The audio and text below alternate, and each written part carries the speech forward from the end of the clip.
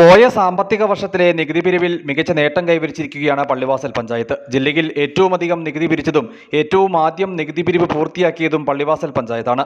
കഴിഞ്ഞ സാമ്പത്തിക വർഷത്തിൽ വസ്തുനികുതി ഇനത്തിൽ മാത്രം 1.48 കോടി രൂപ പഞ്ചായത്ത് പിരിച്ചു. ലൈസൻസ്, തൊഴിൽ നികുതി ഇനത്തിലും പഞ്ചായത്ത് 100% നേട്ടം കൈവരിച്ചു. സാമ്പത്തിക വർഷം അവസാനിക്കുന്ന മാർച്ച് മാസം 27-ന് മുമ്പായി തന്നെ പഞ്ചായത്തിലെ മുഴുവൻ നികുതി പിരിവുകളും പൂർത്തിയാക്കിയാണ് പഞ്ചായത്ത് ജില്ലയിൽ ഒന്നാമതെത്തിയത്. 100% നികുതി പിരിവ് നടത്തിയതിൽ സംസ്ഥാന തലത്തിൽ 7ാം സ്ഥാനവും പള്ളിവാസൽ പഞ്ചായത്തിനാണ്.